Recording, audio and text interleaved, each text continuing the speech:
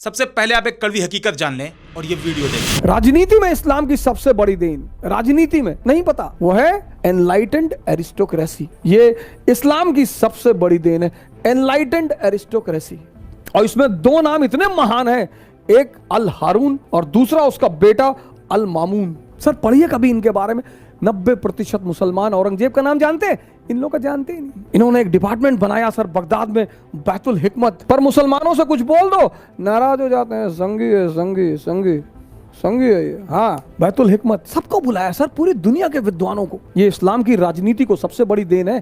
Caliph system, जो आदमी enlightened होगा वो स्पिरिचुअल हेड होगा और वही पॉलिटिकल हेड होगा। हजरत अबू बकर, हजरत उमर साहब की कहानियां सुनो सर, मुसलमान इसी को भूलिए। सोचिए एक ऐसी दुनिया जहां हर तरफ अंधेरा था, इल्म की रोशनी सिर्फ चंद लोगों के इर्द गिर्द फैली हुई थी, दुनिया के कई राज, इंपॉर्टेंट नॉलेज सिर्फ एक छोटी सी एलीट क्लास के पास थी। लेकिन इसी बीच एक शहर उभर कर सामने आता है, एक ऐसी जगह जो सिर्फ कैपिटल नहीं बल्कि तरक्की का सेंटर पॉइंट बन जाता है। इसका नाम है बगदाद। और बगदाद में फैली इस रोशनी के दो मीनार होते हैं, हारून अल रशीद और अल मामून। ये दोनों सिर्फ मुस्लिम उम्मा के हुक्मरान नहीं जिन्होंने सिर्फ साल हुकूमत करी है, बल्कि सोच और तरक्की के ऐसे सुनहरे सितारे हैं जिनसे सिर्फ मुसलमान नहीं बल्कि पूरी इंसानियत ने फायदा उठाया। इनका सफर सक्सेस की एक ऐसी कहानी है जो हमें बताती है कि इल्म की रोशनी अंधेरे को कैसे मिटा सकती है। लेकिन अफसोस आज के मुसलमान हारून और अल मामून को जानते तक नहीं, और जो जानते भी हैं उनमें अक्सर लोगों ने उन्हें भुला दिया है। ये दोनों हुक्मरान अब्बासिद कैलिफेट से ताल्लुक रखते हैं। हारून अल रशीद के टाइम पर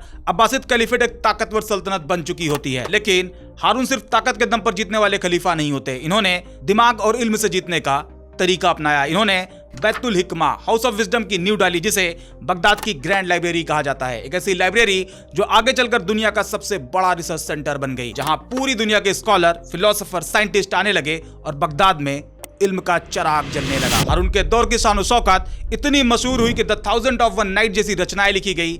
आज भी जब सिंदबाद, अलादीन और अली बाबा जैसे किस्से सुनते हैं तो उसके पीछे हारून अल रशीद के दुनिया की झलक अपनी याद दिलाती है। हारून अल रशीद ने सिर्फ अंदरूनी तरक्की नहीं करी कि बस बगदाद के अंदर ही अपना अंपायर खड़ा कर लिया, बल्कि बिजांटिन जैसे ताकतवर दुश्मन से भी मुकाबला किया। जहां एक तरफ उनकी फौज बिजांटिन से लड़ रही थी तो वहीं दूसरी तरफ उन्होंने फ्रैंकिश एम्पायर के बादशाह के साथ दोस्ती का हाथ बढ़ा दिया। यानी डिप्लोमेसी और स्ट्रेटजी दोनों का बेहतरीन बैलेंस दिखाया। आज के जो तथाकथित किंग हैं उनकी तरह की नहीं कि बुज़दिल बनकर इजराइल के साथ अब्राहम एग्रीमेंट साइन करके बैठे हैं। इसके अलावा हारून अल रशीद मुस्लिम हुक्मरानों की तरह सिर्फ शाही महफिलों और जंगों में बिजी नहीं थे, बल्कि उन्होंने गरीबों के लिए हॉस्पिटल, उनके लिए शेल्टर्स बनवाए। हारून अल रशीद का यह एक्शन दिखाता है कि असली लीडर सिर्फ जंग नहीं जीतता बल्कि लोगों का दिल भी जीतता है। हालांकि जहां एक तरफ हारून अल रशीद ने बगदाद को एक शानदार शहर बनाया तो वहीं दूसरी तरफ रोशनी के दूसरे मीनार अल मामून ने उसी बगदाद को वर्ल्ड एजुकेशन का सेंटर पॉइंट बना दिया। अल मामून के टाइम पर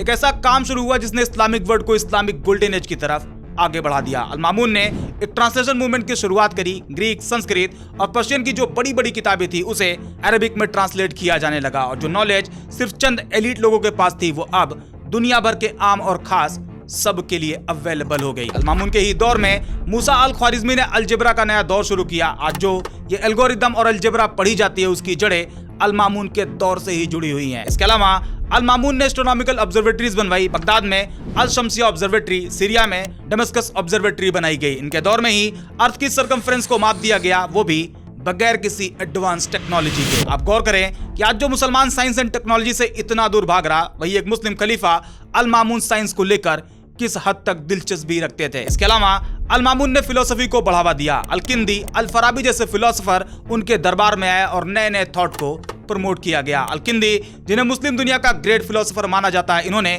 ग्रीक फिलोसोफर खास करके अरस्तु और प्लेटो के थॉट को इस्लामिक थॉट के साथ जोड़ दिया, जबकि अल फराबी को इस्लामिक दुनिया का दूसरा अरस्तु कहा जाता है। हालांकि हम फिलोसफी में बहुत अंदर नहीं घुसेंगे, ये बहुत ही गहरा समुंदर है, या आप कह सकते हैं कि फिलोसफी एक इंसान की सोच के लिए दूसरा ब्रह्मांड है जिसका कोई अंत नहीं। बस आप इतना समझ लें कि अल मामून सिर्फ एक रूलर नहीं थे बल्कि दुनिया के सोचने का तरीका बदलने वाले एक महान इंसान थे। बट अल्टीमेटली थे तो इंसान, और हर इंसान की जिंदगी में कोई ना कोई डार्क साइड भी होता है। ऐसा नहीं होना चाहिए कि बस मीठा मीठा गप गप और कड़वा कड़वा थू थू, इसे भी जानना चाहिए। लेकिन इससे पहले हम ये जान ले कि एक मुस्लिम को हारून अल रशीद और अल मामून से क्या सीखना चाहिए, फिर आते हैं उनके डार्क साइड पर। और मैं इसे डार्क साइड क्यों कह रहा ये आपको आगे समझ में आ जाएगा। आज की जो मुस्लिम कम्युनिटी है वो भेड़ की चाल चल रही, वही पुराना रवैया, कोई बदलाव नहीं। और यही वजह है कि आज मुस्लिम एजुकेशन से इतने दूर हो रहे हैं। और शुरू में अवध ओझा सर की जो वीडियो आपको दिखाया था, जिसमें वो कहते हैं कि मुसलमान हारून और अल मामून को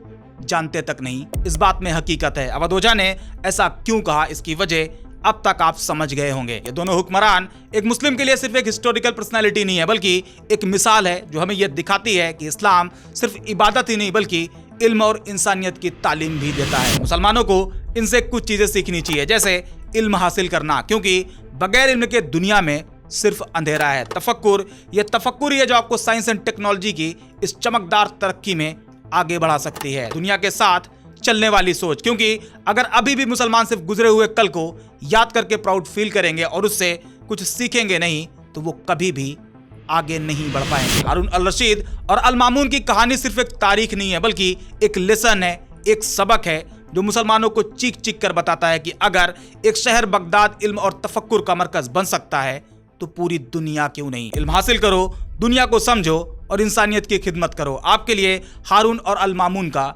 यही पैगाम है। और अगर आप इस पैगाम को समझ ले तो मुसलमान सिर्फ तारीख की शिकायत करने वाले लोग नहीं रहेंगे, बल्कि तारीख लिखने वाले लोग बन सकते हैं। और जैसा कि अभी कहा था कि अल मामून थे तो इंसान, और हर इंसान का कोई ना कोई डार्क साइड भी होता है, बट उसके डार्क साइड की वजह से उसे पूरी तरह से रिजेक्ट कर देना यह भी सही नहीं, क्योंकि गंदा पानी भी आग बुझाने के काम आता है। आप हर इंसान से कुछ ना कुछ सीख सकते हैं, क्या करना है क्या नहीं करना है यह सबक लिया जा सकता है। फॉर एग्जाम्पल, अबू जहल इस दुनिया का सबसे गंदा इंसान हो सकता है, लेकिन उससे भी यह सीखा जा सकता है कि नबी की गुस्ताखी नहीं करनी है, वरना उसके जैसा हश्र होगा। जब एक चोर का हाथ काटा जाए तो उससे भी यह सीखा जा सकता है कि चोरी नहीं करनी है, वरना हाथ काट दिया जाएगा। और वैसे भी जब किसी इंसान को कोई सजा दी जाती है तो उस इंसान के लिए तो सजा होती है, लेकिन बाकी सभी के लिए वो सबक होता है। बिल्कुल इसी तरह अल मामून के जो अच्छे काम है उससे सीखा जाए, लेकिन एक मुस्लिम के पर्सपेक्टिव से जो चीज बेहतर नहीं उसे रिजेक्ट किया जाए। अब आते हैं पॉइंट पर। अल मामून ने एक नई आइडियोलॉजी मुताजिलिज्म को प्रमोट किया, एक ऐसा स्कूल ऑफ थॉट जो कहता था कि इंसान सिर्फ तकलीद ना करे बल्कि हर चीज पर सोच विचार करे। यह सोच आगे चलकर कई फिलोसोफर को इंस्पायर भी कर गई, लेकिन सुन्नी मुस्लिम स्कॉलर इस आइडियोलॉजी के खिलाफ हो गए। इस नई आइडियोलॉजी के मोटा मोटा 5 पॉइंट थे, जिसमें सुन्नी मुस्लिम आइडियोलॉजी में माइनर डिफरेंसेस के साथ एक नई थॉट को प्रमोट किया जा रहा था। जैसे मुताजिलिज्म को मानने वाले का कहना था कि कुरान हमेशा से नहीं है बल्कि मखलूक है जिसे क्रिएट किया गया है, जबकि सुन्नी इस्लाम कुरान को इटरनल और अनक्रिएटेड स्पीच मानता है। हालांकि मुताजिलिज्म कोई नया कॉन्सेप्ट नहीं था, लेकिन खलीफा अल मामून के टाइम पर बस इसे स्ट्रांगली प्रमोट किया गया। अल मामून और मुतासिम बिल्ला ये दोनों लोग मुताजिलिज्म के फेवर में थे। उस दौर के जो उलमा थे उन्हें इस आइडियोलॉजी को मानने के लिए मजबूर किया गया। कुछ ने मान लिया तो कुछ लोग नहीं माने, जो लोग नहीं माने उन्हें पनिश किया गया, जिसमें एक सबसे बड़ा नाम था इमाम अहमद बिन हम्बल, और इन्हें भी